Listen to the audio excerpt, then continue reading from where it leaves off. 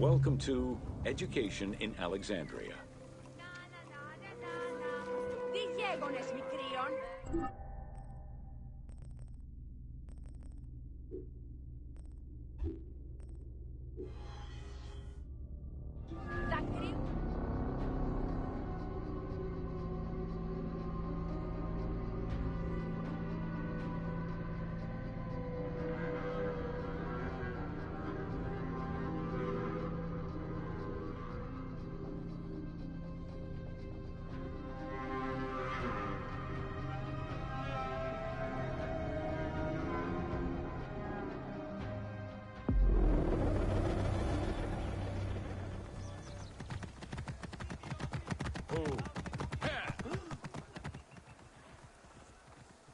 Θηρίου εδώ δημοπαραγίγνεσαι τάχα. Της εμπορίας.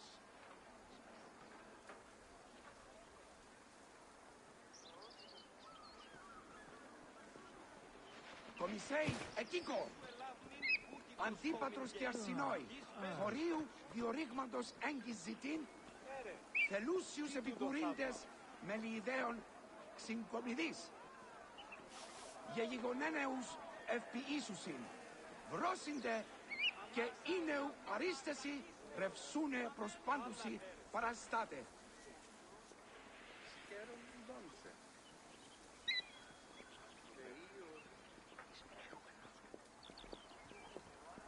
Ανέρετε και γίνε. Το Θεό μνεύει πίστιον και λεύσματι γάρτο νεό έσχο. Εορτάν μνεύει προβενήσετε όπως και γρυμπαίνους σχέδιον. Ουπόπου ασθενές η ταύρεο. Ελπίς έστεσεν το όντι Θεόν, χαλεπέας υγιεινε παραβλέπεσονται και ευχαρίνε ήμων.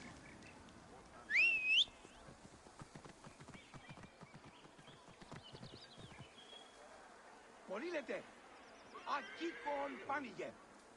Φαλαγγίδε γελεοντίου λόγου απέφασον, χειρίζειν υποποτάμιους τους πόλιος γίες καταπάθουν. Καλέομον γαρδιχωρίου τούτεου αποφασιστήν την οικάφτη. Welcome to the Great Library of Alexandria.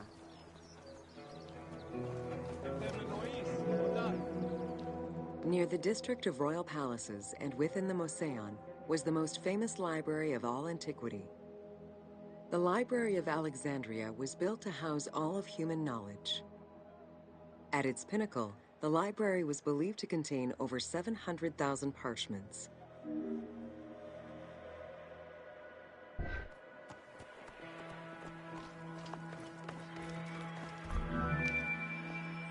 Throughout the centuries, fires and wars between Christianity and paganism destroyed the library, leaving nothing behind.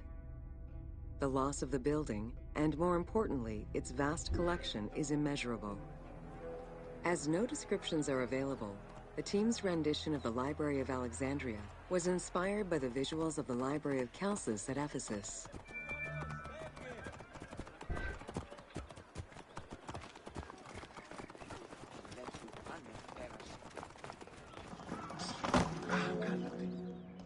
While much of the collection was purchased at the government's expense, the library also obtained books through other means. Any books owned by travelers coming through the city were seized to be copied for the library. The copy would then be returned to the owner and the original entered into the library's collection.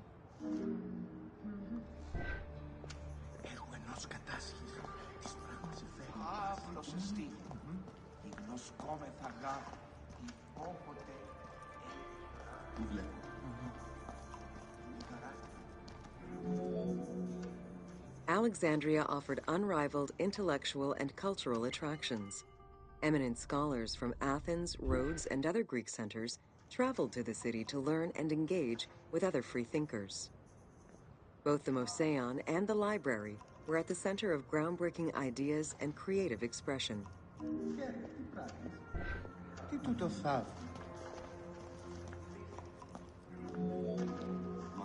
The great minds of antiquity were usually well-versed in many disciplines, which were often associated to specific schools of thought. The Peripatetics, the Stoics, and the Cynics were among the most well-known schools of the time. It is clear that Alexandria lived up to its fundamental role as a city for intellectuals, nurturing many great minds whose impact reverberates through our modern world.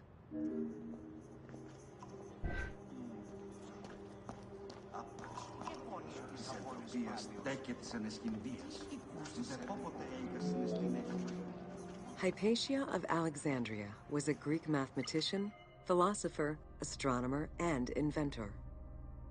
Though born in Greece, she eventually migrated to Alexandria, like many great minds of the time.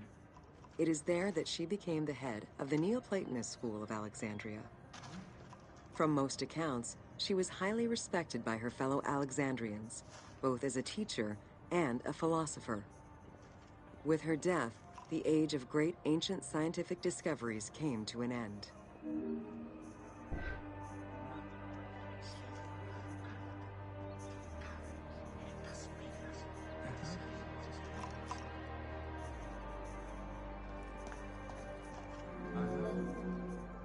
Callimachus was born in Cyrene and educated in Athens. After his studies, he moved to Alexandria to work in the Great Library. A poet and a critic, he strongly rejected the epic format of Homeric poems and instead fervently supported a shorter, more judiciously formulated style of poetry. His epigrams and elegiac poems were emulated by later poets. His work was extremely popular, second only to Homer's own works.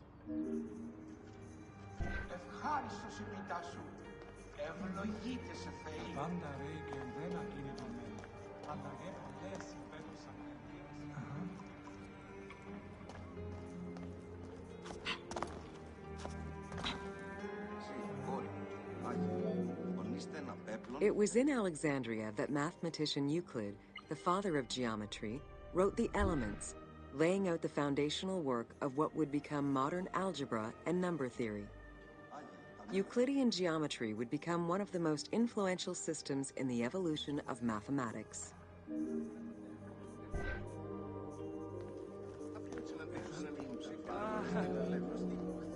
How do you calculate the circumference of the Earth? With a camel, 2 sticks, and shadows cast by the sun. This is what Eratosthenes of Cyrene described in his principal work, Geography, while he was director of the Great Library of Alexandria. He is credited for the invention of the armillary sphere around 250 BCE.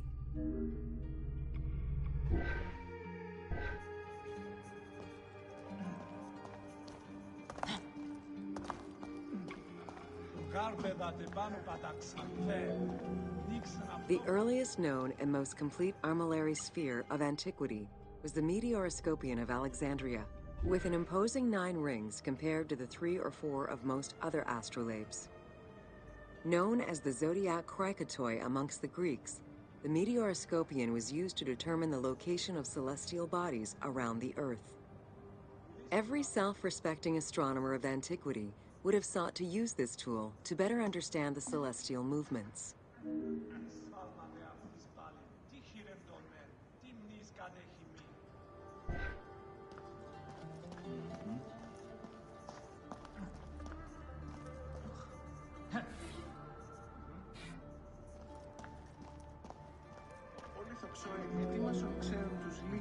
Pythagoras of Samos was a well-known and respected philosopher and mathematician. He is best known for the Pythagorean theorem. However, there is proof that the theorem existed in Babylonia and India long before Pythagoras was born, casting some doubts as to who exactly originated the theorem.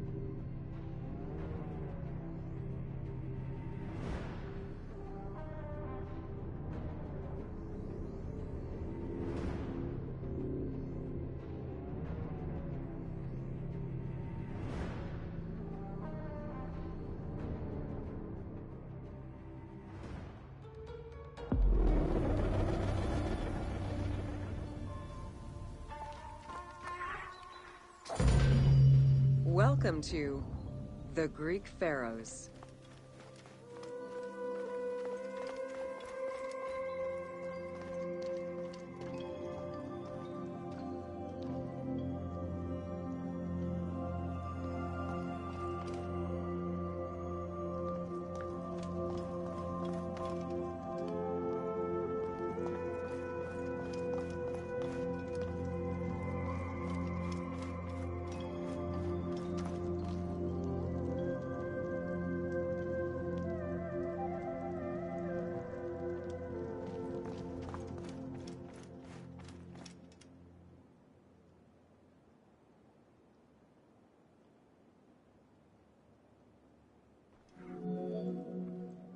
Pharaohs were considered divine incarnations of the gods. As an avatar of the gods living on Earth, the pharaoh's role was to preserve fundamental values and universal harmony by removing chaos, Izfet, and ensure that justice, Mot, prevailed. The pharaoh, by divine ancestry and through multiple offerings, was the bond that unites the world of men to the world of the gods and allows the maintenance of the cosmic order.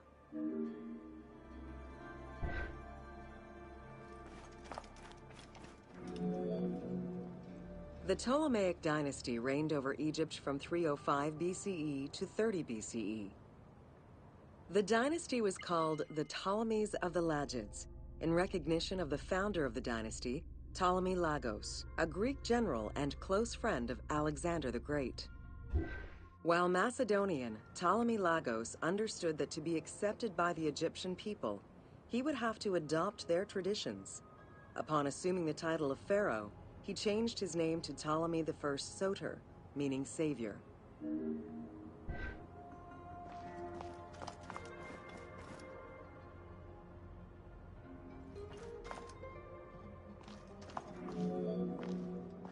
Born in 356 BCE, Alexander the Great went through a hasty education in the affairs of the kingdom before integrating into the Macedonian army, where he quickly rose through the ranks. After his father's assassination in 336 BCE, which some believed was orchestrated by Alexander himself, he became king of Macedonia. Ruler of a unified kingdom and leader of a large army, Alexander set his sights on conquest. Eager to reclaim the Greek cities of Asia Minor, he took on the Persian forces, earning victory after victory.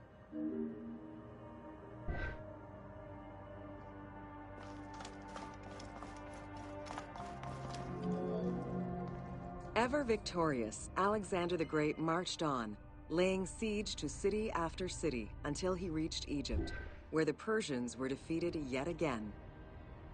Viewed as a liberator by the Egyptian people, Alexander decided to become pharaoh in due form.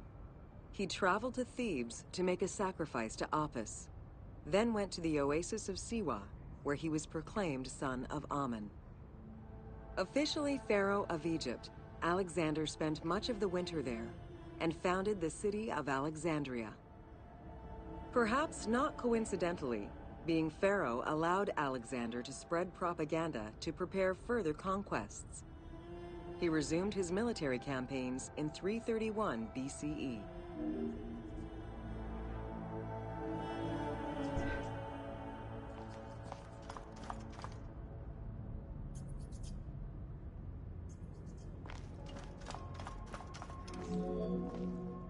On his deathbed in 323 BCE, Alexander the Great gifted the satrapy of Egypt to Ptolemy Lagos. Perfectly aware of the value of Egypt, Ptolemy ensured not only the stability of the country's borders, but also its economic and military development. At the same time, he worked with the Egyptian elite to maintain the internal order of the country. By 305 BCE, Ptolemy, well respected both in Egypt and in the Mediterranean, was at the head of the largest fleet of the Hellenistic world. Ptolemy officially took the title of Pharaoh of Egypt in January 304 BCE, on the anniversary of Alexander the Great's death.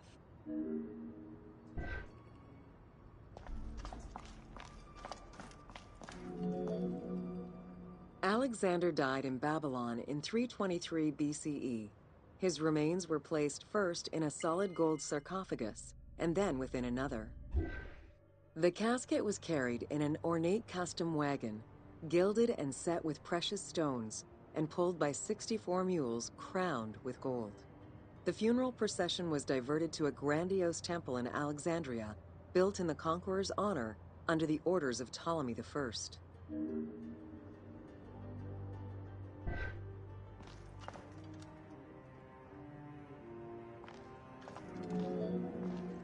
Julius Caesar visited Alexander's tomb at the capture of Alexandria, and the Roman Emperor Augustus reportedly placed flowers there. However, though many powerful leaders claim to have visited it, the tomb's location has gone missing from history. Some accounts do state that the golden coffin was replaced by a glass sarcophagus, probably by Ptolemy X. It is also implied that Cleopatra may have plundered the tomb in a time of financial crisis.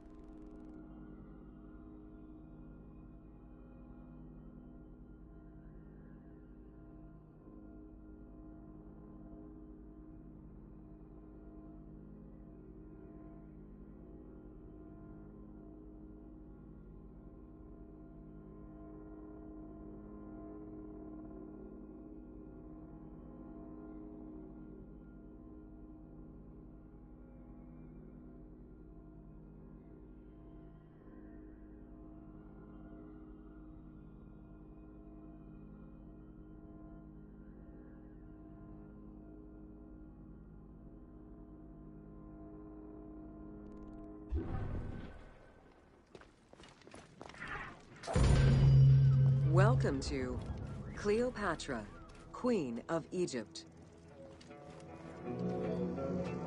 Cleopatra VII Theophilopator ascended the throne in 51 BCE at the age of 18. Though her early attempts to maintain power were often challenged, she eventually prevailed and became the sole ruler of Egypt. According to Plutarch, she was the only Ptolemaic pharaoh to speak the Egyptian language. Her intelligence, coupled with a good education and a great political mind, allowed her to make the alliances necessary to maintain the independence of Egypt while Rome was becoming a Mediterranean empire.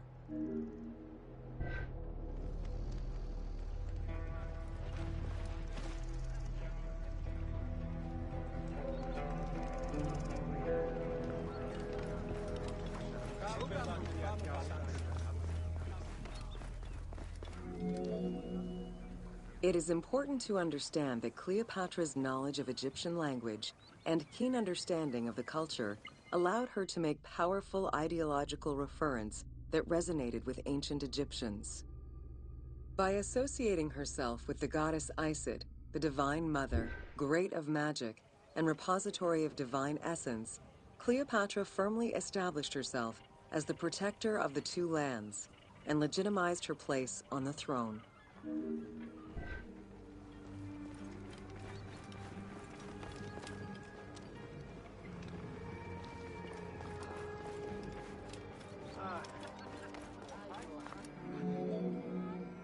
Upon his death in 51 BCE, Ptolemy XII Aulus bequeathed his kingdom to his daughter and eldest son, Cleopatra VII and Ptolemy XIII. As was custom, the siblings were married. The new pharaoh was 10 years old, his sister wife 17.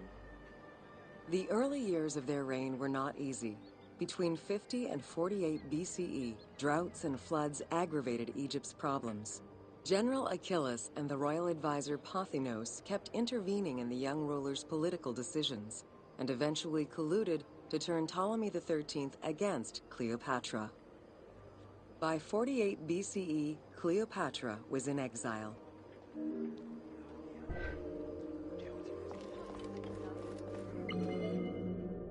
During Cleopatra's exile, the Roman Empire was not without its own internal conflict.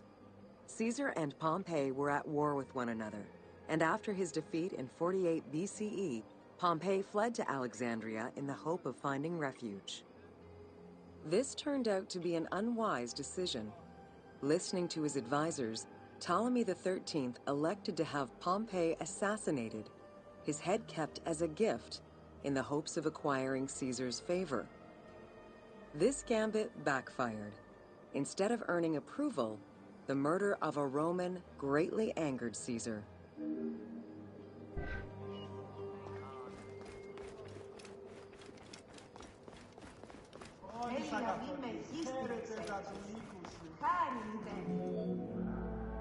Cleopatra, aware of Caesar's anger against Ptolemy for the murder of Pompey, decided to take advantage of the situation. She returned to Egypt in secret, hoping to establish an alliance with one of the most powerful men of the time. Outside of the legend, where she had herself smuggled into his quarters in a carpet, what exactly happened during that fateful meeting remains a mystery. However, Caesar seemed to see a better ruler for Egypt in Cleopatra than in her young and too easily influenced brother. Invoking Ptolemy XII's will, Caesar attempted to mediate peace between the siblings.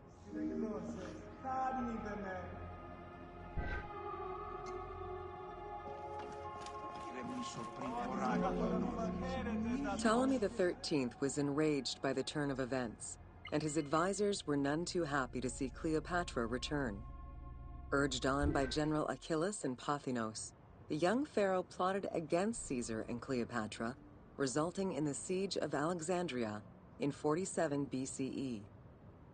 It was in March 47 BCE that Caesar defeated Ptolemy XIII's forces. The young pharaoh drowned in the Nile after having fled the battlefield.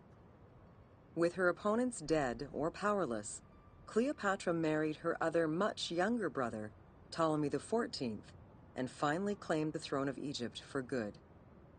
The end of the Alexandrian War also cemented the romantic and political alliance between Cleopatra and Caesar.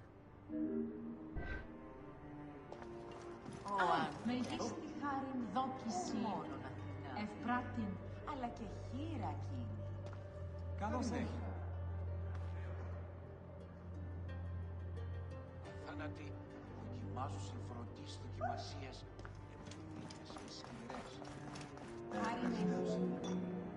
In June of 47 BCE, Cleopatra gave birth to a son, whom she called Caesarion. Caesar did not accept the boy as his heir, choosing instead his nephew Octavian. Nonetheless, on his return to Rome, Caesar invited the queen and her brother husband to stay in the city. Her presence still drew much disapproval from the Senate. Always a strategist, Caesar left 4 legions in Egypt, and a man he trusted to direct Egyptian affairs, giving him control of the wheat supplies essential to Rome. Cleopatra and her entourage remained in Rome until March 44 BCE, when Caesar was murdered.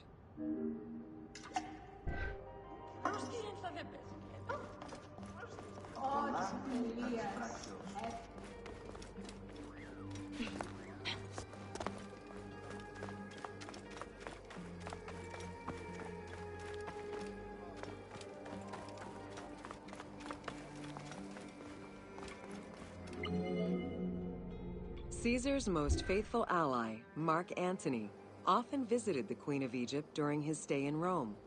Unlike most, he recognized the legitimacy of Caesarion, the natural son of Caesar. Antony knew he would need the riches of Egypt in order to fight Octavian and claim the Roman Empire. Cleopatra, in return, saw a powerful ally. In the winter of 41 BCE, she arranged a sumptuous tour of Egypt by boat to show Antony the wealth of her country and the power she held as its ruler. A romantic and political relationship followed. The Roman Senate was once again most displeased. To calm spirits in Rome, Antony married Octavia, sister of Octavian.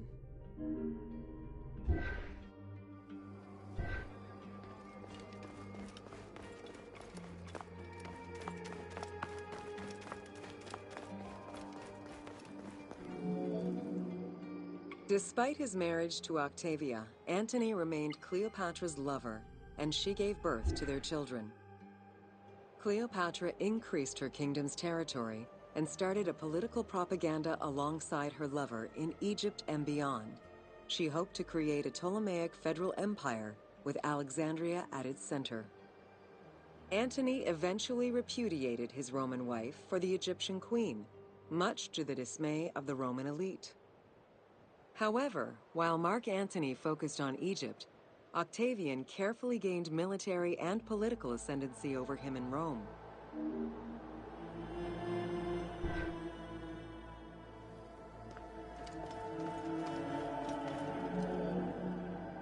Octavian managed his own propaganda campaign and succeeded.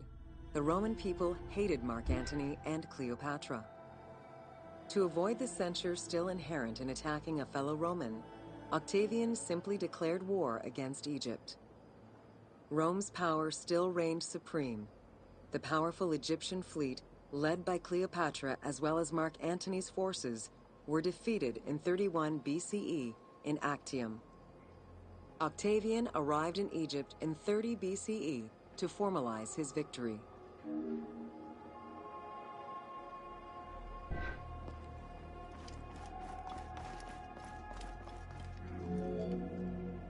The following events remain difficult to confirm due to the many versions and legends around them. It is believed that after hearing a rumor about Cleopatra's suicide, Mark Antony committed suicide himself. He was brought to the queen as he slowly passed away. Knowing that Octavian would have her chained and paraded through Rome in defeat, Cleopatra planned her own suicide. She most likely killed herself with arsenic, though admittedly, the version where she uses an asp to deliver a fatal bite may be considered more dramatic. What happened to the body of Cleopatra is still a mystery.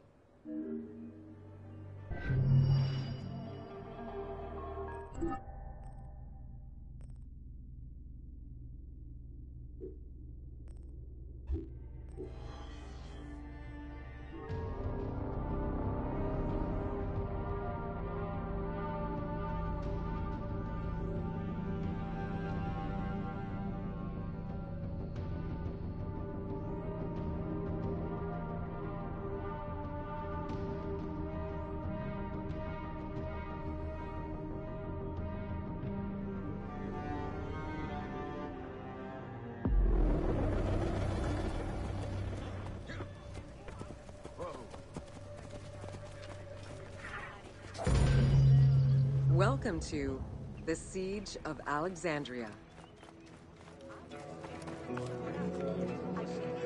Among the collection of writings attributed to Julius Caesar are his descriptions of the Siege of Alexandria, the Gallic Wars, and the commentaries on the Civil War.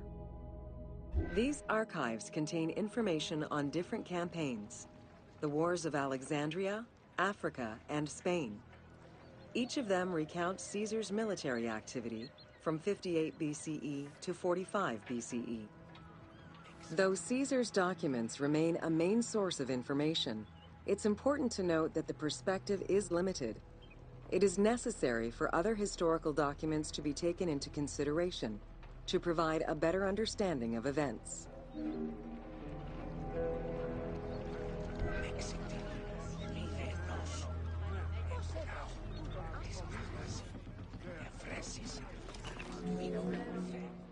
The Siege of Alexandria closely relays the events of the Civil War that led up to the event and describes how Caesar was besieged in the palace of the Ptolemies. Other ancient authors have left equally valuable and sometimes contradictory information.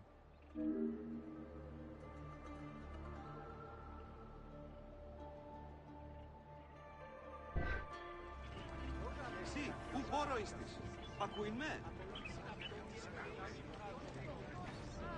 Άχτι ευδείχνουμε ποτέ, αφού κράσουμε καλώς. Έντα δε ημείς. μεσάβριον δείκνυμα. Η πόλη πάσα ανιελεύθεριστο. In the events leading up to the siege of Alexandria, Cleopatra VII and her brother were fighting over control of Egypt. Young King Ptolemy XIII's regent, Pothinus, had firm control over the young pharaoh, and an outmaneuvered Cleopatra soon went into hiding. This set the stage for Pompey's arrival in Alexandria. Having lost his battle against Caesar in 48 BCE, the Roman general turned to his allies, the Egyptians, for safe harbor. But on the advice of Pothinus, Ptolemy XIII had Pompey assassinated in the hopes of earning Caesar's favor. This would turn out to be a most unfortunate decision.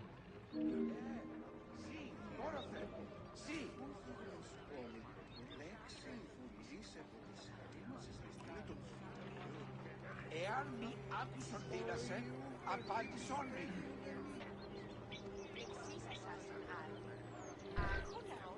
Ακούεις γαρμί, σήμαντε δούνε, απήντησον. Upon his arrival in Alexandria, Caesar was presented with Pompey's head.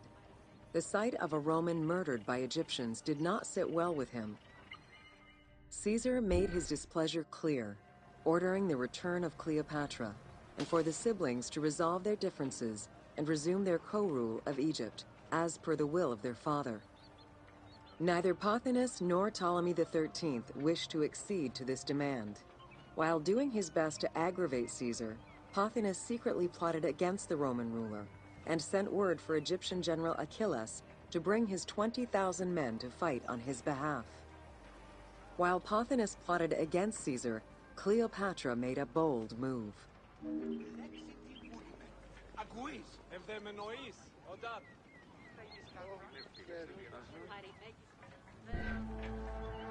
Συγγνώμη. Όροφε. Είναι φερκούι.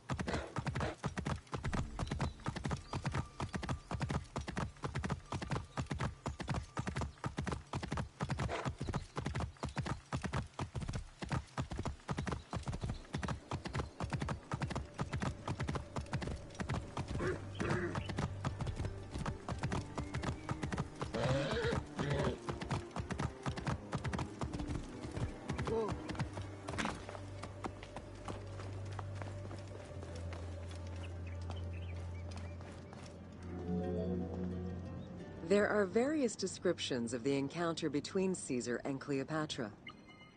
One report states that she snuck into the palace alone at night. Another account claims she was accompanied by an ally and was brought inside the palace wrapped in a carpet bag. Though exactly what happened at this fateful meeting is up for debate, what is known is that Cleopatra met with Caesar and earned his approval. Pothinus and Ptolemy XIII were most vexed with this turn of events.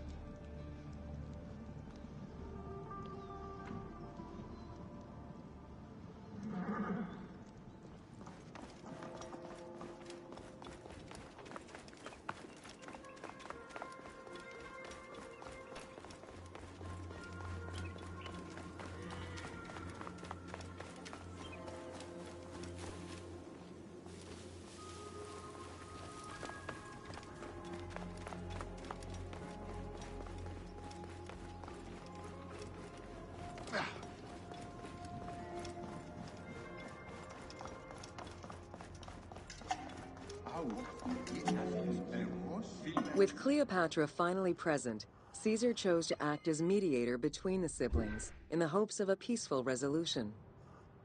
It did not take long for things to sour. During a banquet given to celebrate the reconciliation, there was an assassination attempt on Caesar.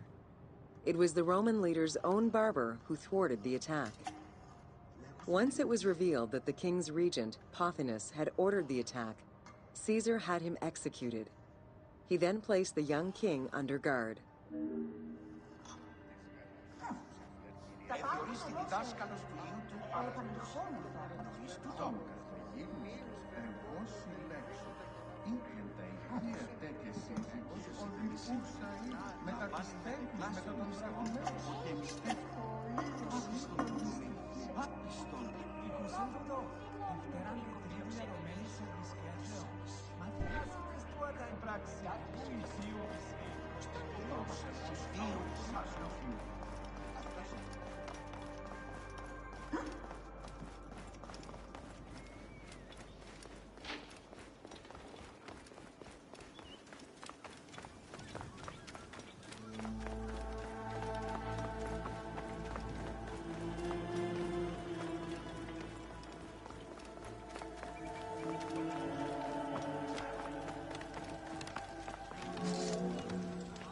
Caught within the palace with roughly 4,000 troops, and with the knowledge that the arrival of enemy forces was imminent, Caesar sent for help from Syria, Rhodes, and Cilicia.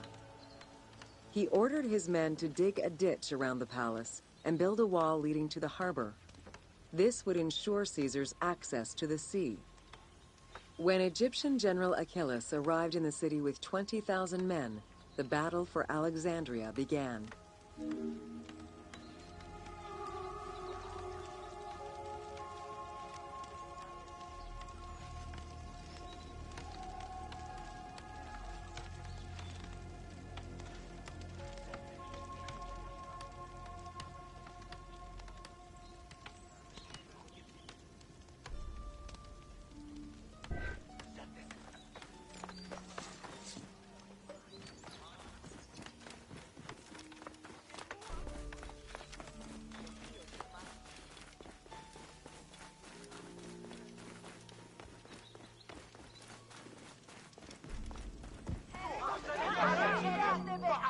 With so few men at his disposal, Caesar could not risk a battle just yet.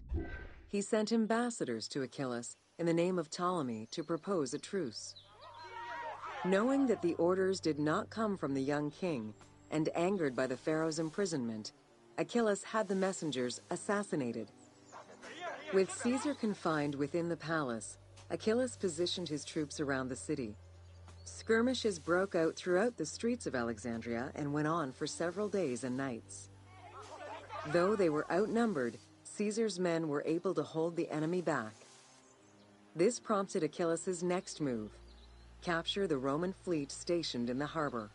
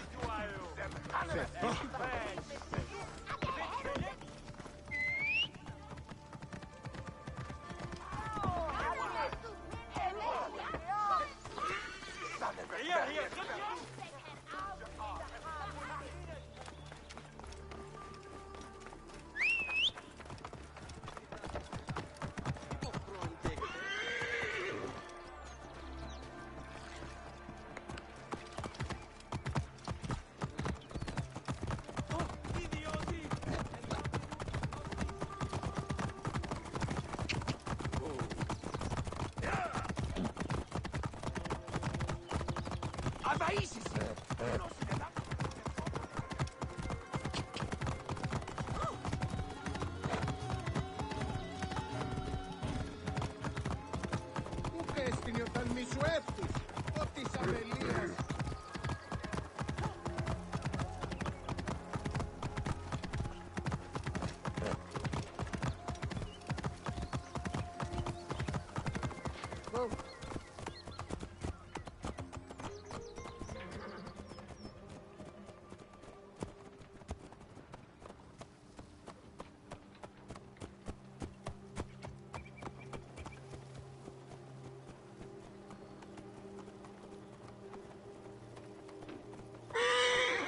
Μελίσσιση, ου καλάβνησις νόσκης, φαύλε.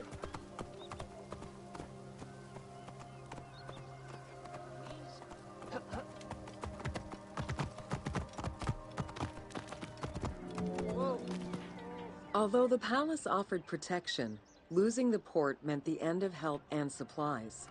Caesar knew he had to protect the fleet. While he and his troops succeeded in regaining control of the port, he knew it would be impossible to sustain. Caesar ordered the burning of the ships. With passage back to the palace closed off, he headed for the lighthouse of Alexandria.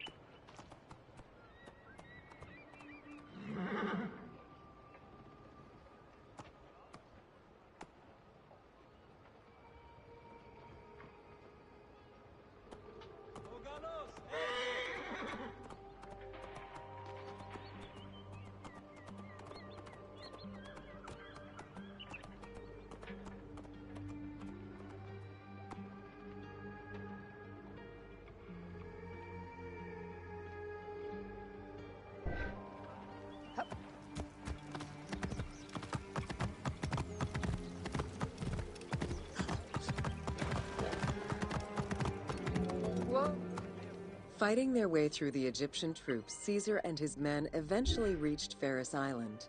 There, they took refuge within the lighthouse. With easy access to the open sea, Caesar was able to send messages to his allies requesting reinforcements and more supplies. The island fort also allowed him to control access to the harbor by relying on the chains used by the Egyptians to control ship traffic to and from Alexandria's docks.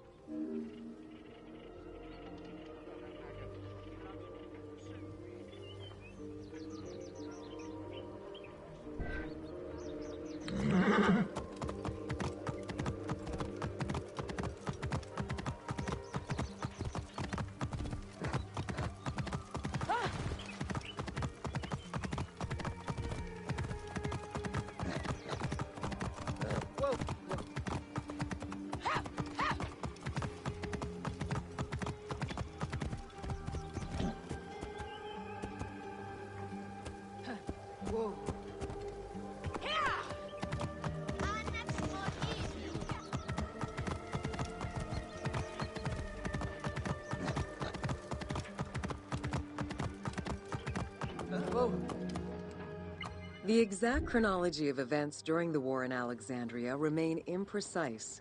Conflicting accounts raise questions as to when, and even if, the Great Library of Alexandria was burned down at all. One account states that during the fighting, docks and warehouses were burned, and this was the fire that spread to the library. In another account, when Achilles cut off the harbor, Caesar had to leave the safety of the palace to defend his ships. As the enemies battled across the port, their arsenals set ships ablaze, and this destruction spread to the library.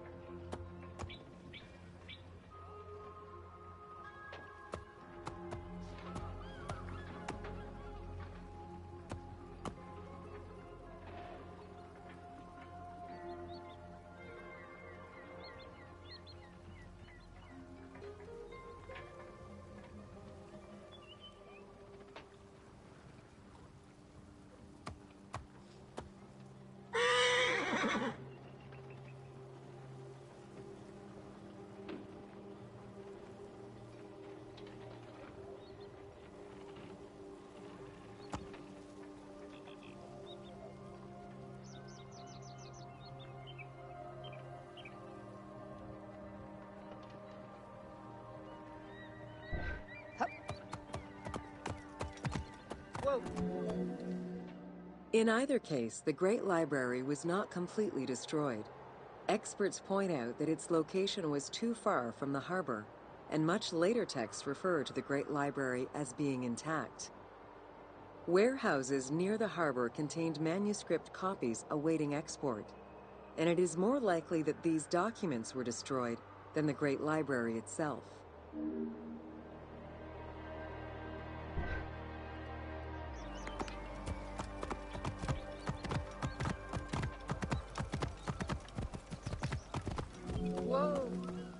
The destruction of the Great Library may have been due to a number of fires over the ages.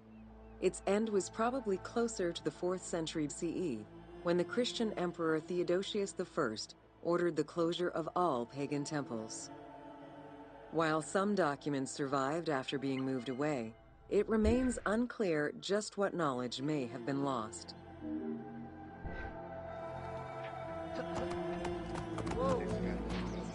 Where there are accounts of Achilles being in control of the battle against Caesar, it appears that instead Cleopatra's sister, siding with her brother, had him killed and put her ally Ganymedes in his place. Ganymedes proved a valuable tactician for the Egyptian side. It was his idea to cut Caesar's access to the harbor, thus trapping Caesar at the palace.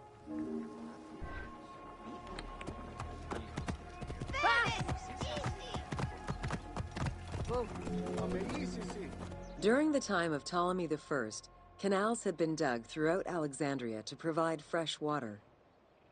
Ganymedes had his men take control of these canals. After isolating their own water supply, he had his men pour salt water into the canals and cisterns that led to Caesar's camp.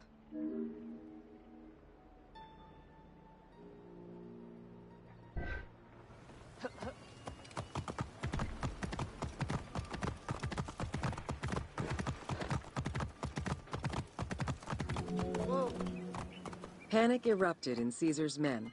They wouldn't last long without fresh water. Recognizing that the porous limestone could help them, Caesar and his men dug wells to restore their water supply. Days later, the 37th Legion, comprised of Pompey's soldiers, arrived by ship. Unable to come ashore due to the winds, Caesar risked going out to meet them on the peninsula, Cape Chersonese. When the enemy learned Caesar's location, they rushed to intercept. Despite an obvious advantage for the Alexandrians, Caesar, with a Rhodian ship full of skillful sailors, emerged victorious.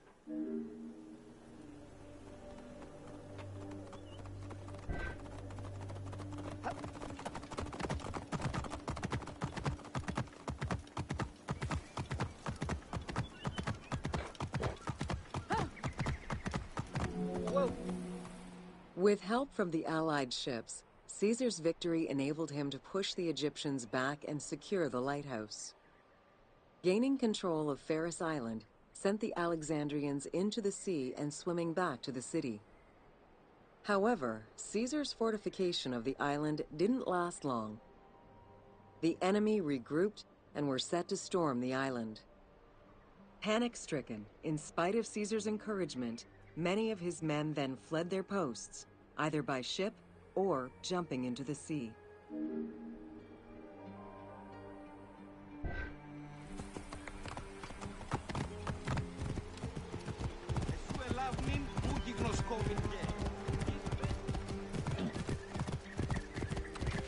Whoa!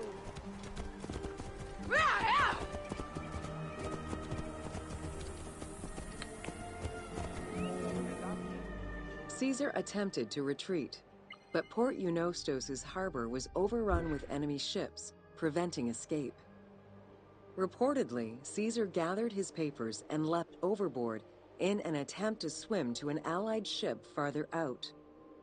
Historian Cassius Dio claimed that Caesar would have drowned if he hadn't been able to remove his purple garment. Still, he managed to swim the distance and survive. The Alexandrians recovered the cloak and used it as a trophy to commemorate the Roman debacle.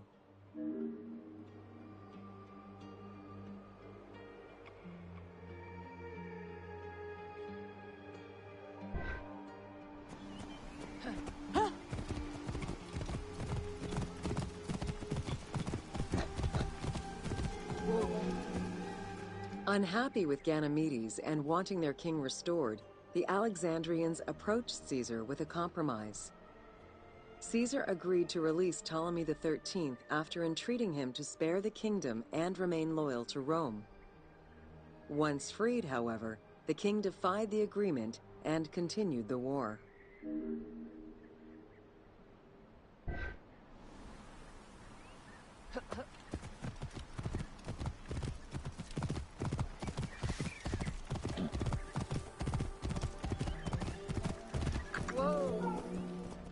By this time, a faithful ally of Caesar's, Mithridates, arrived in Egypt, clashing with Ptolemy's troops at Pelusium.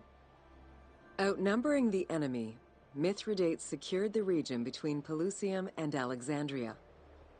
Ptolemy, warned of Caesar's ally marching on Alexandria, sent his troops to prevent passage over the river.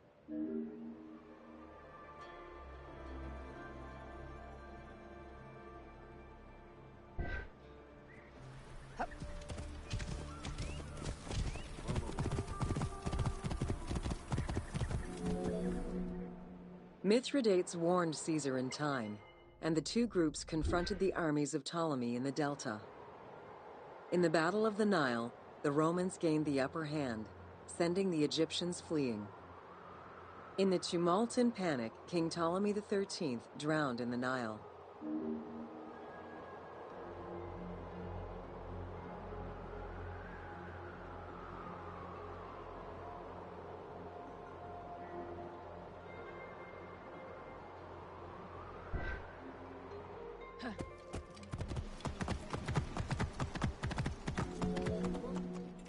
After the siege ended, Cleopatra VII married her younger brother, Ptolemy XIV, enabling her to reign over Egypt until 30 BCE. Under her rule, Alexandria settled into its position within the Roman Empire and eventually surpassed Athens as one of the most important cities in the Roman Empire. Julius Caesar remained in Egypt for a short time. He and Cleopatra would later have a son named Caesarion.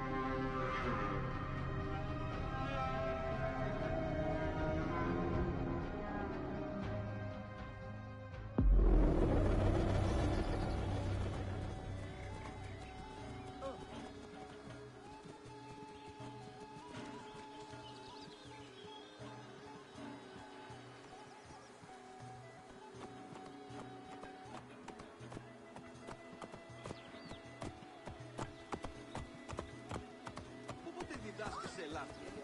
Είπα πρώην και εχθές. Πούλη με τη μηχανά στερή να εξέλθεις.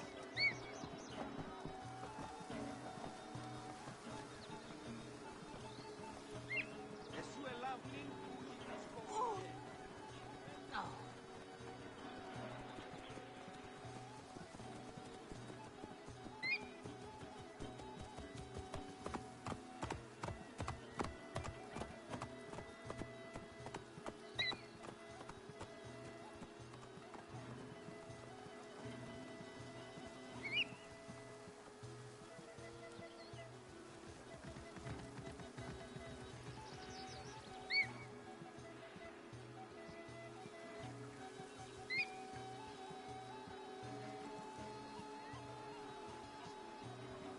Ο Διαμελίας, πού γαρελάβει γυμνόσκης, την άμαξαν δει, που αποφέρει.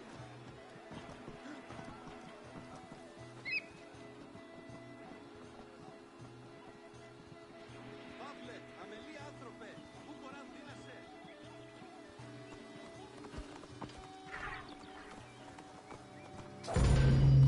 Welcome to Introduction to Alex. After conquering Egypt in 331 BCE, Alexander the Great decided to build a new city, which, as per his habit, he named after himself. After his death, Alexandria quickly became the capital city of the Ptolemaic kingdom and the most important city of the Greek world.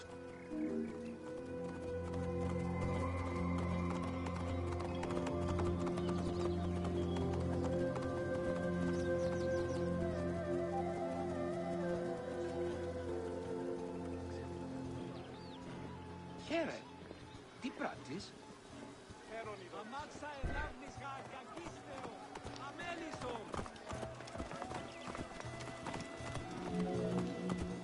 The city was built between the Mediterranean Sea and Lake Mareotis, which resulted in Alexandria becoming a crucial cultural hub and trading center. Ο Διαμελίας, πού γαρελάβει γυμνόσκης, την άμαξαν δει, που αποφέρει.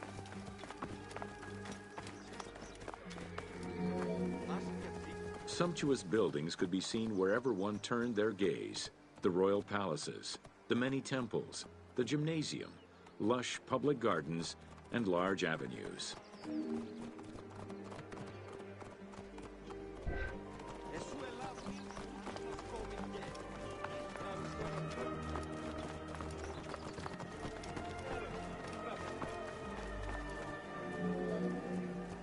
With its incomparable beauty and advantageous geographic location, Alexandria attracted foreigners, intellectuals, and traders.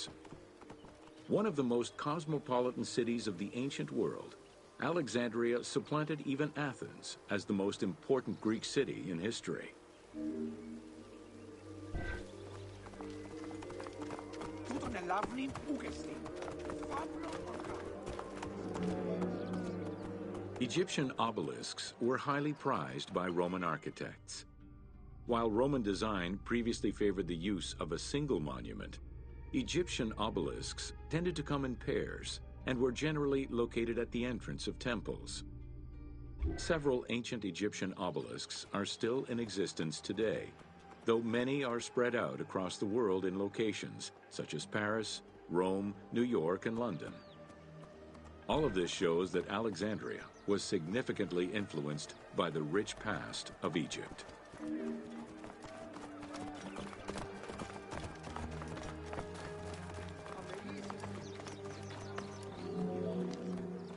Alexandria had several main streets.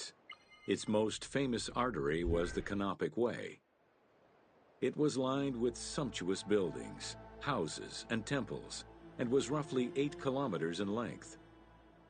This street was one of the most important shipping entrances to Alexandria and often hosted processions and festivals.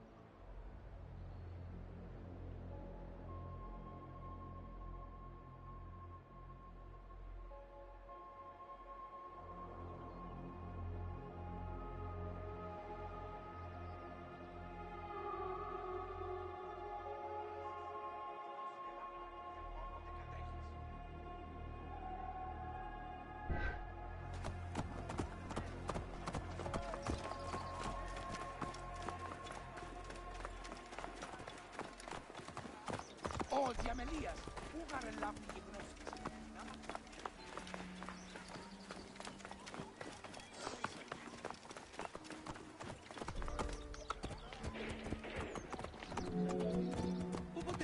The width of the street, 30 meters, was abnormally large even by Greek standards. This is likely because the Canopic Way was made in a short span of time and based on an urban plan, as opposed to being slowly built over time, as was usual for the era.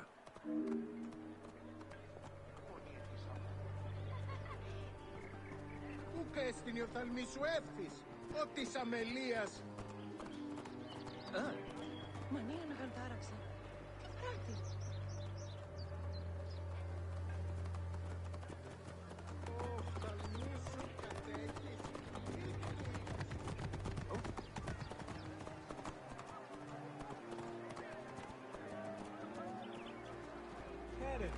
Θεοί, αδαΐσες την.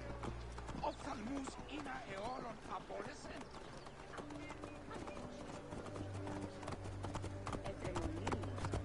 Εσού ελάβνην ου γιγνοσκόμην γε.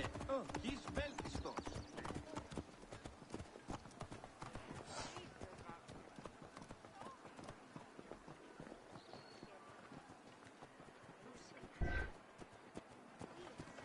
Τούτην ελάβνην ούκες. Καλώς Παύλο ονχά.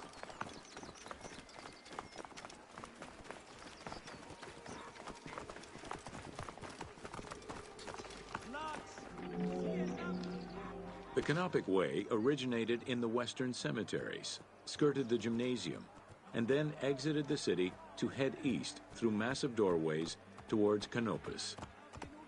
This structure was known as the Canopic Door.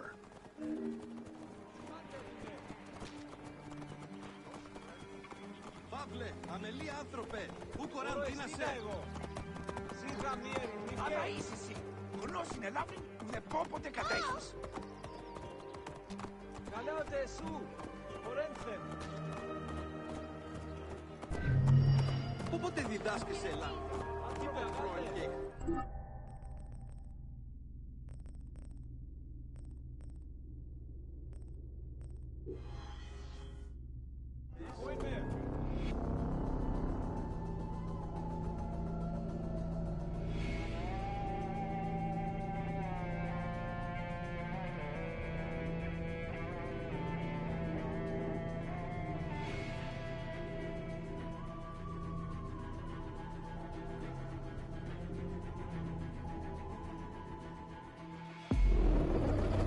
Ελάβνην ούκες την.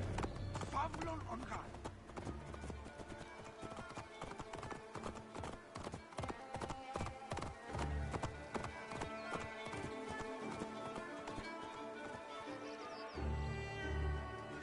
Αδαΐσες την. Οφθαλμούς είναι αιώρων απόλεσεν. Welcome to the Moseion of Alexandria.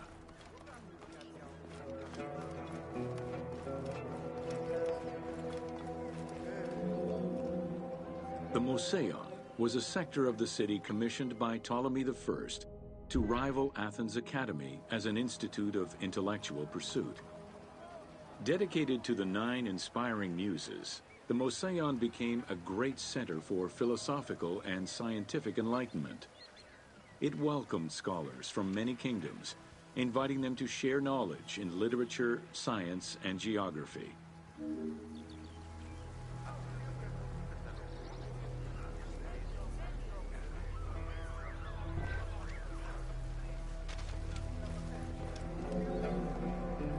The Moseion was designed so that its buildings and grounds would accommodate free thinking, debate, and presentation.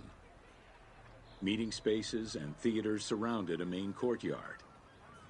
Expansive gardens were filled with exotic plants that aided in the study and supply of herbs and medicines. A zoo offered the study of animal behavior and physiology. Also among the Moseion's many star attractions was its astronomical observatory.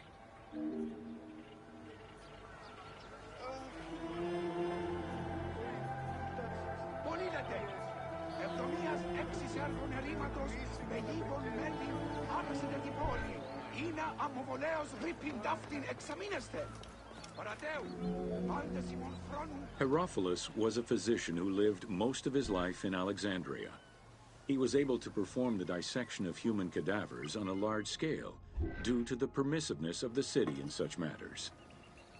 Among many other discoveries, he learned that the brain was central to the human nervous system. He also extensively mapped the blood system and measured the pulse with the aid of a water clock. It is reported that in his thirst to understand human anatomy, he performed 600 vivisections on live prisoners.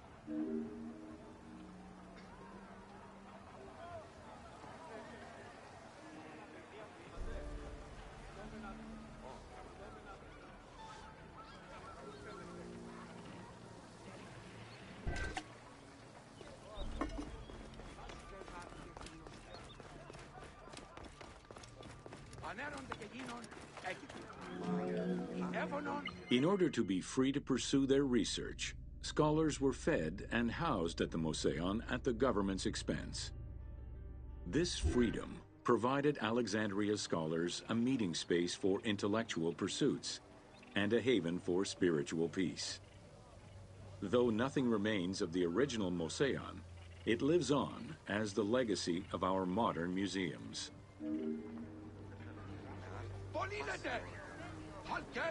Σετευνουμένιον όδιον προέκλεισαν στέλους με τη Μεσσίασον.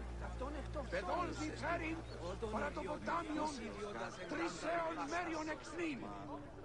Πάλις αγών πηλίσεστε, ως ιστορέας κατεγρεφεξένε των μεγίστων ανδρός άθλεων εξρακτέους έποχων.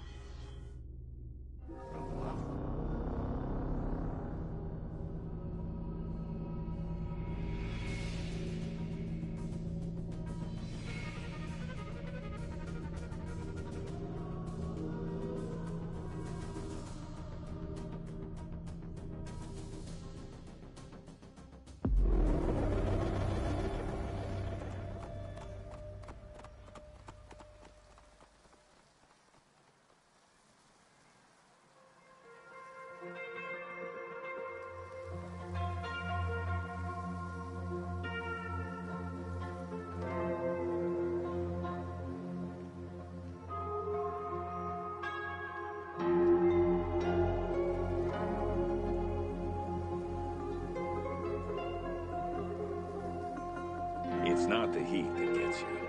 Well, it might, if the miles and miles of endless barren desert without water don't first.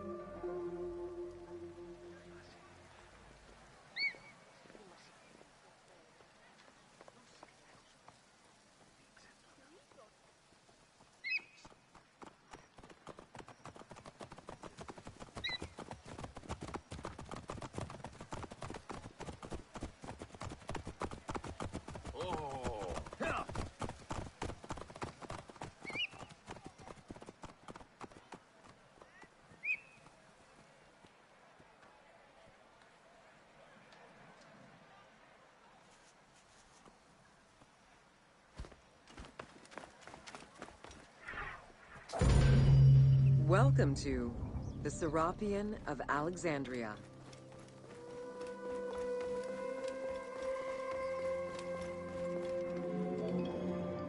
In a city of numerous magnificent attractions, the Serapeum was considered to be the most beautiful temple of Alexandria. Located southwest of the city on a small hill known as the Acropolis, the sanctuary was constructed during the reign of Ptolemy III, upon foundations which had existed since the reign of Ptolemy I Soter.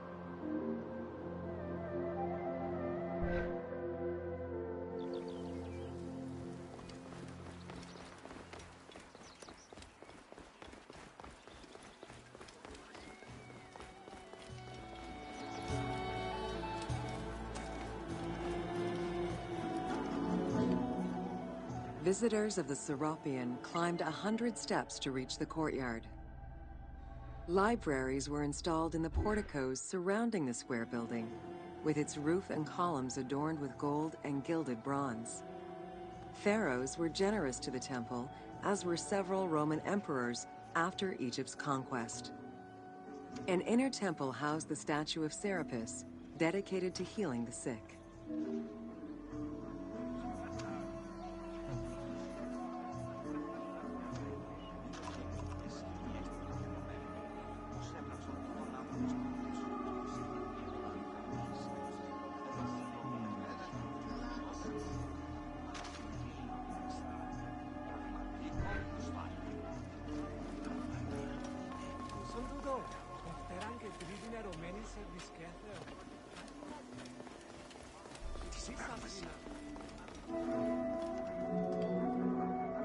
Since the 26th dynasty, Greeks in Egypt had gradually integrated the Egyptian cult of the Apis bull to their own rituals. With the establishment of the Ptolemaic dynasty, the cult of Apis was further integrated into Greek religion. During his rule, Ptolemy I chose to merge Egyptian and Hellenic gods into a syncretic divinity named Serapis. This name was the result of the amalgamation of Osiris and Apis. With this new deity, the Ptolemaic dynasty managed to accommodate similar belief sets for two different cultures, bringing about a new dynastic cult.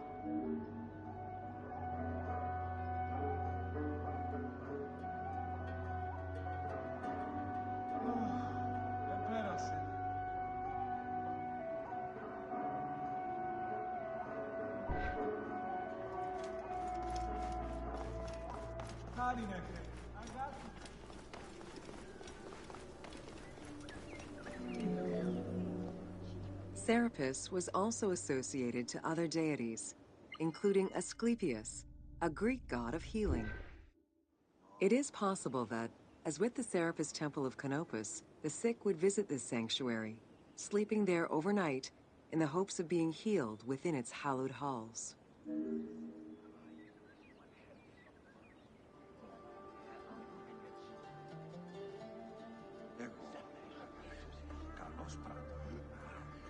Παύλοι πάντες εσύγα. Ο Θεόν εκδίκησης έξονται. Εδώ, της αχρηστίας. Τι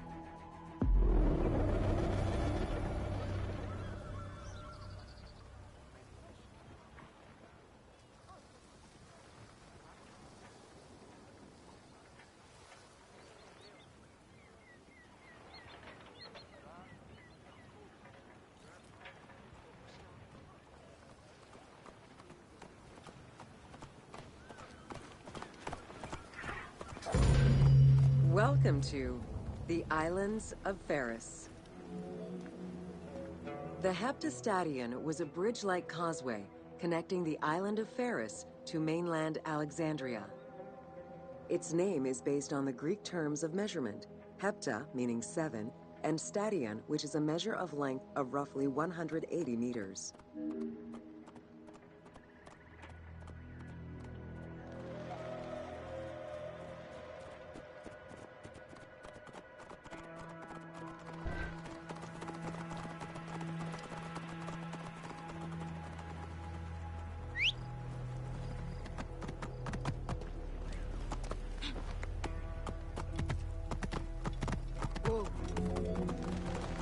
Since its construction would separate the Grand Port to the east and the port of Eunostos to the west, it was designed with channels at each end.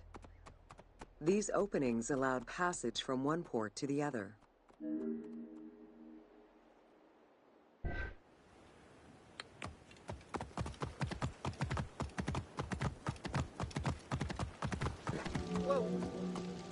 Along with creating separate harbors for the commercial and military shipping, the causeway served as a main aqueduct for the island's inhabitants.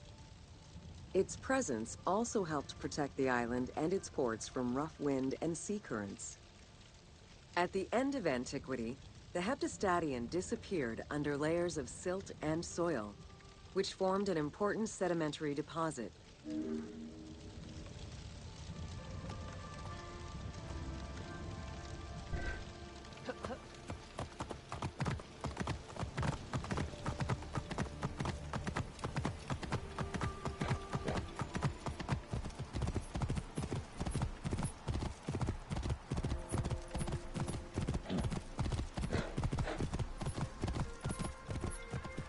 Whoa.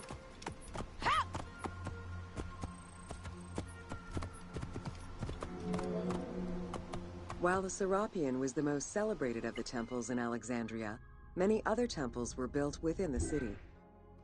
Most of these structures have been completely erased over time, and there is no way to discern how many existed. However, research of ancient papyri offer tantalizing hints as to the possible location of at least some of the temples.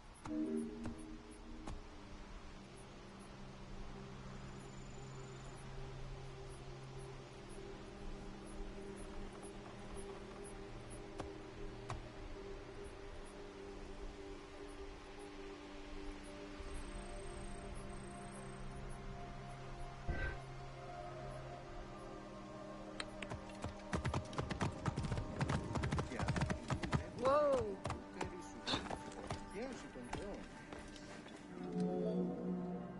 Both papyri and coins reveal evidence of many temples built for the gods. Poseidon, the god of the sea, likely had an edifice in his honor west of this island, as well as on the mainland. This temple next to you is dedicated to Isis Pharia, the divine protector of the lighthouse. This location hosted annual celebrations in the month of April, known as the Sacrum Pharia, in connection to the lighthouse. In her incarnation as Isis Fortuna, the goddess carries a rudder and a cornucopia, both symbols of good luck for navigators.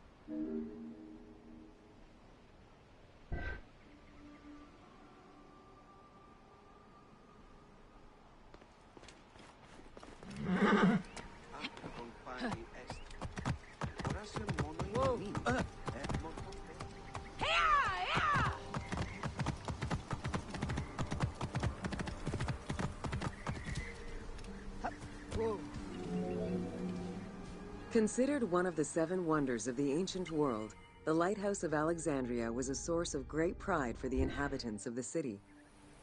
Construction began under Ptolemy I's reign and lasted 15 years. It was completed during his son's rule. Once completed, the lighthouse was dedicated to the gods for the salvation of those who sail the sea.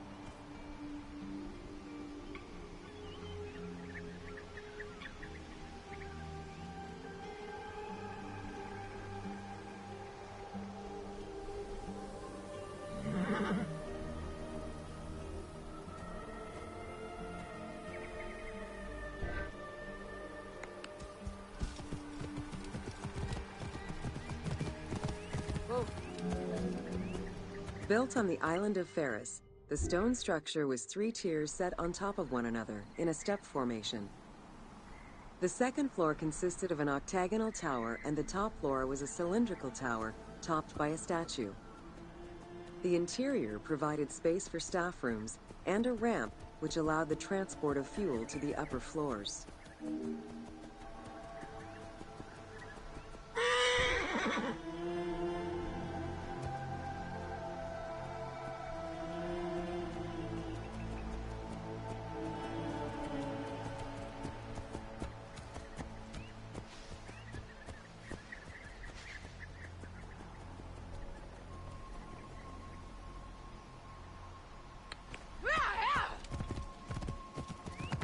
Whoa. Essential to safe navigation through the rifts and shallow waters, the Pharos was a functioning lighthouse with a beam reportedly visible 50 kilometers away. It's unclear what kind of fuel was used or how much. Any other details of how the light worked remain a mystery.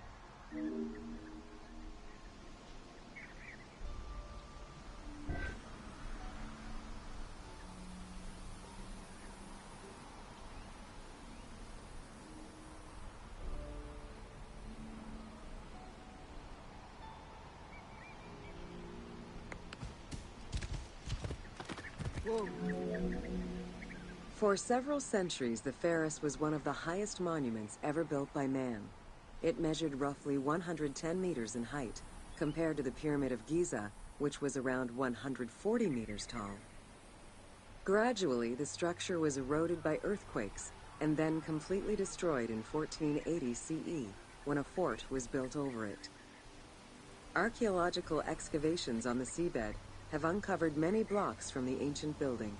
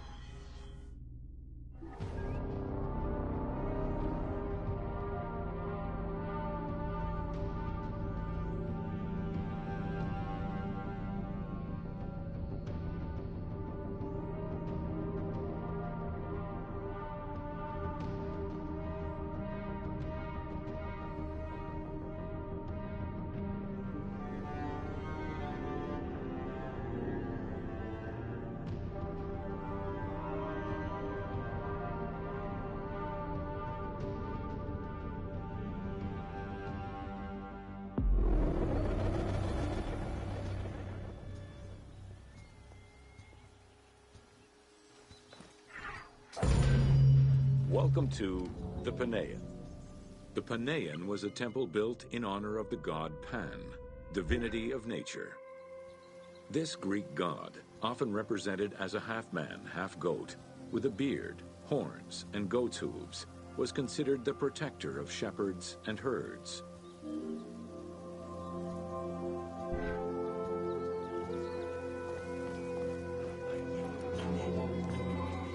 Pan's attribute was his namesake musical instrument, the pan flute. His temples were usually located in caves and on high mountains, and were frequented by shepherds. It is likely that Mediterranean cults adopted the imagery of Pan to symbolize the Christian devil.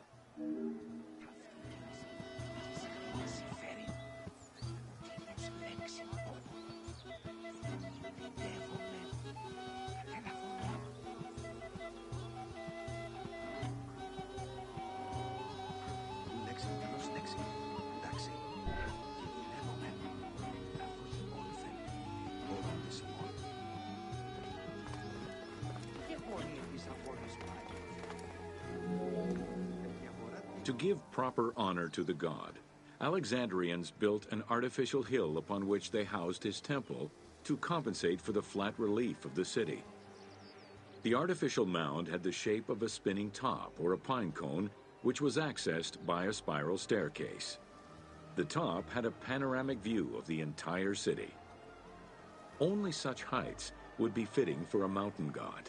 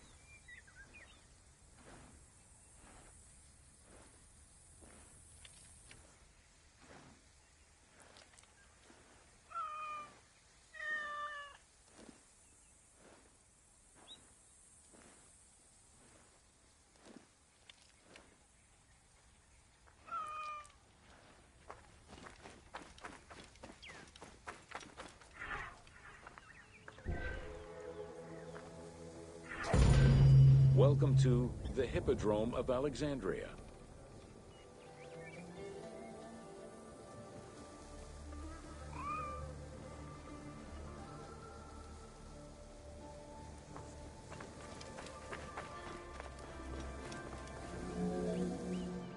The main hippodrome of the city was called the Legeon, in honor of Lagos, the ancestor of the Ptolemies. Alexandrians were great lovers of horse racing. They were fascinated by the rivalry of these races, the agon, as it was said at that time, that every competition brought. It was a struggle for glory.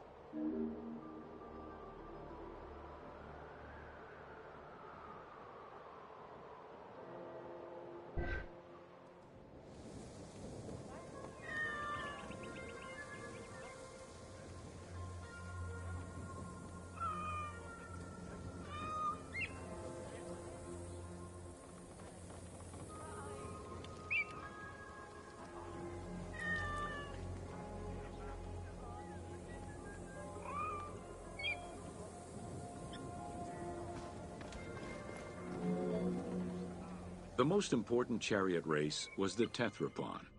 Using 4 horses with the quickest harness to the front right, the charioteer would race for 12 laps, with sharp turns at either end of the hippodrome. The victors were crowned with garlands of olive and received prize money, but the most sought-after reward was to be acclaimed by the works of poets, such as Callimachus and Pindar.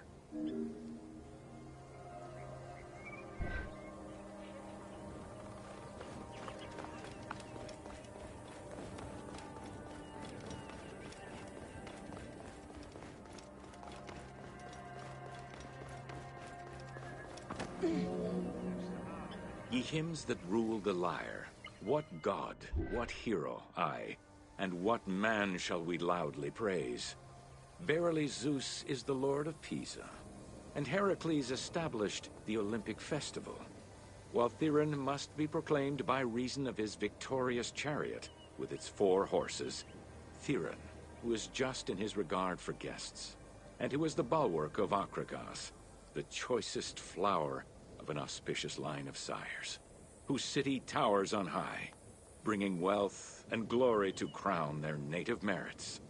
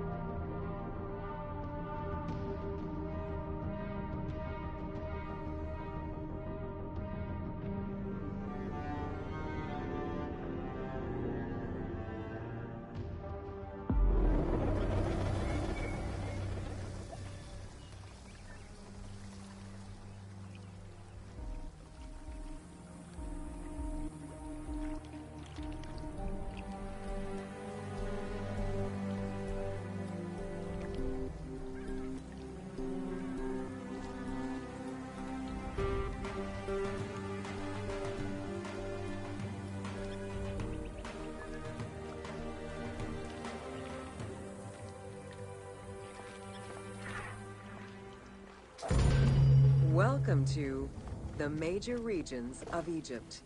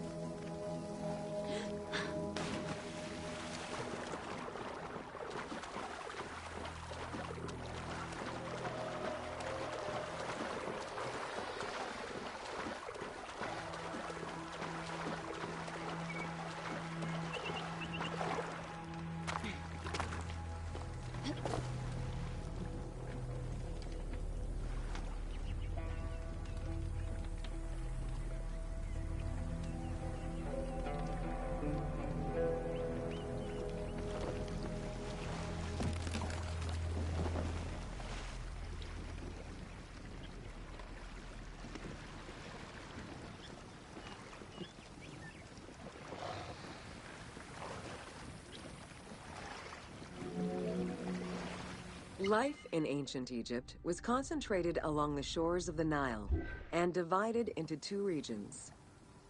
Lower Egypt was situated on the Nile Delta near the Mediterranean, and Upper Egypt was at the south reaching into Africa.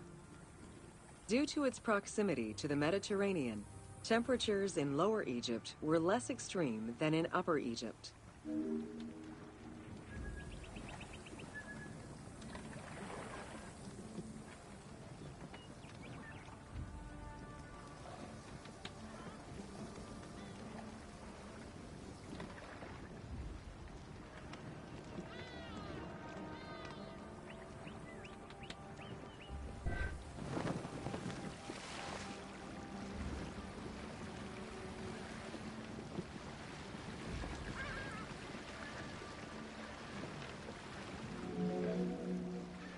Until 3100 BCE and the unification of Egypt, each region had its own pharaoh and crown.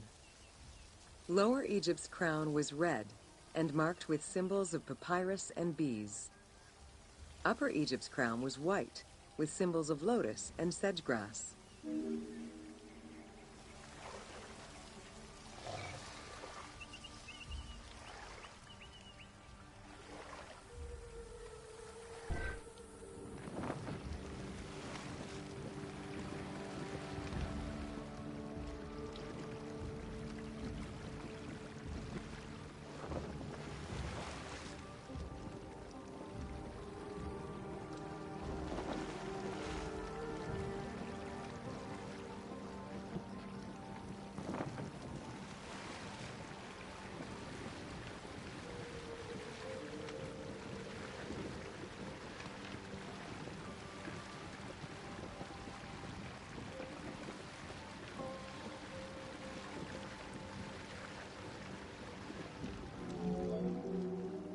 Both regions had competing major cities, most notably Memphis in Lower Egypt and Thebes in Upper Egypt. There were different religious cults in both regions, each worshipping their own major gods.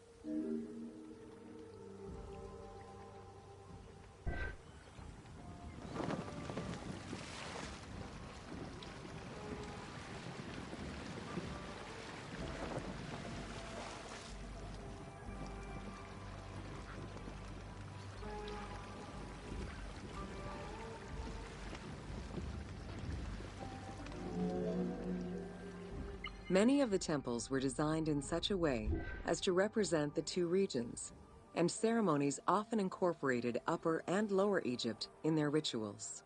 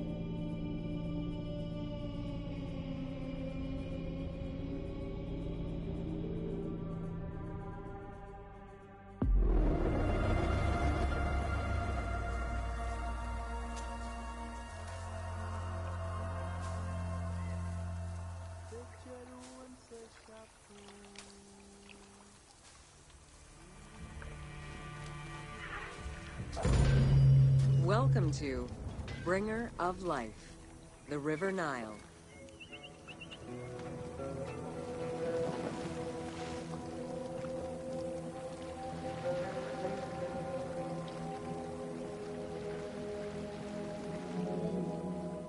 The ancient Egyptians called the dark fertile soil of the Nile the Black Lands, and the surrounding desert was referred to as the Red Lands. The dramatic difference of productive land opposed to barren desert had a deep influence on cultural ideology, mythology, and religion.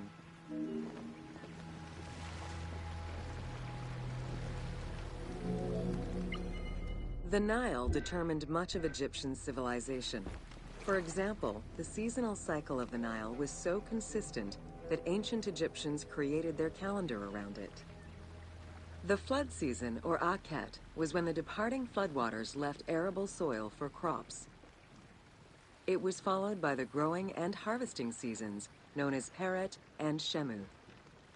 These regular seasons, along with abundant wildlife and rich soil, meant that Egypt's denizens were able to nourish themselves and ensure their country's strength in trade.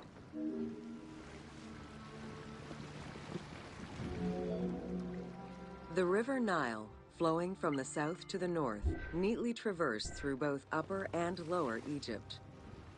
All of Egypt's major cities were built along this narrow ribbon of life. Protected by mountain ranges and deserts which acted as natural barriers to enemies, and sustained by the Nile's plants and wildlife, Egyptian civilization enjoyed economic and cultural prosperity for over 4,000 years.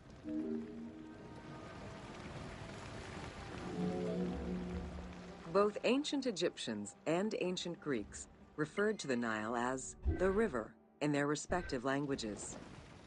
Stretching a distance of over 6,700 kilometers, the Nile is one of the longest rivers in the world.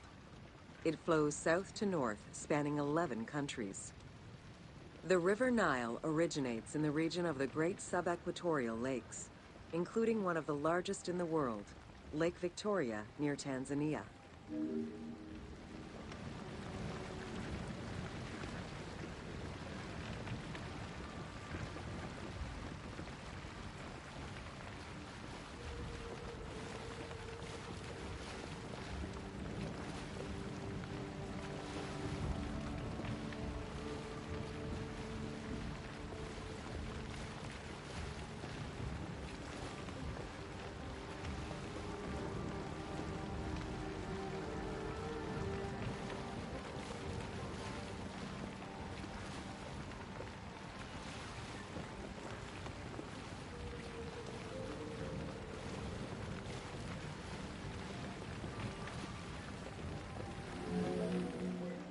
The river flows through African equatorial forests, swamps, volcanic lands, steppes, and deserts, splitting apart for a while and picking up various sediments from each region and carrying them all the way to Egypt. Its main artery, known as the White Nile, rejoins with the Blue Nile in Khartoum. This is where it weaves through rich deposits of silt and nutrients, carrying them along in its wake.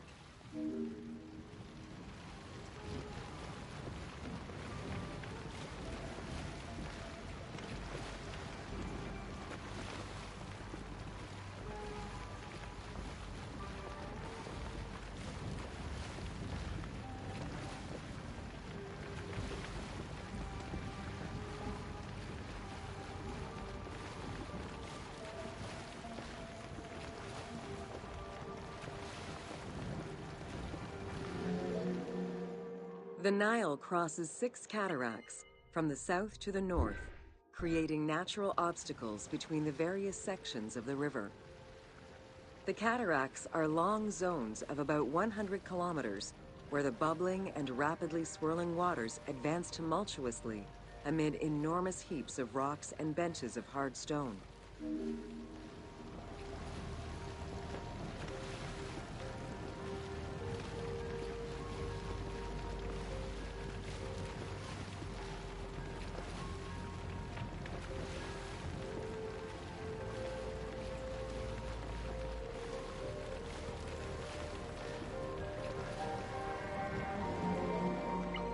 It is after crossing Nubia and the first cataract that the river officially returns to Egypt in Aswan. There are still 1,000 kilometers before it reaches Cairo and the Delta, bringing life to those living on its shores before it eventually empties into the Mediterranean Sea.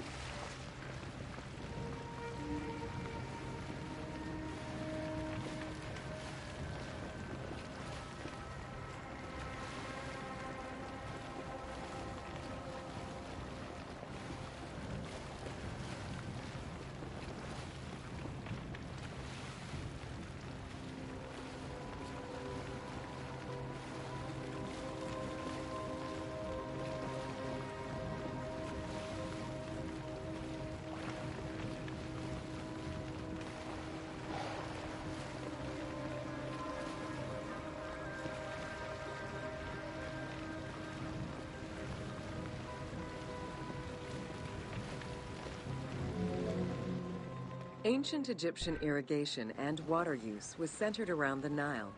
However, they also had access to streams and rivers, as well as several large lakes. The delta, situated at the north end of the Nile, also known as Lower Egypt, is a large irrigated area where the river splits into several tributaries.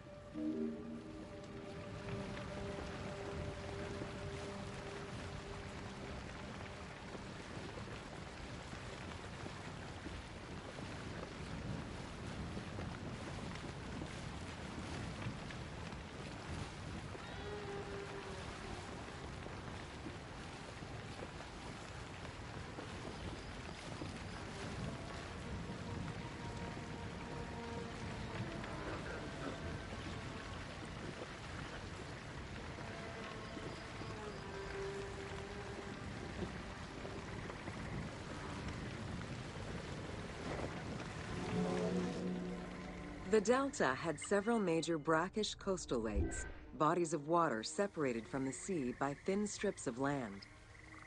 A mix of deep to shallow waters, salt swamps, and sand plains, these lakes were refuge to a wealth of species, as well as water and land plants. The occasional bandit could also be found sheltering within the denser reeds, waiting for the unwary traveler.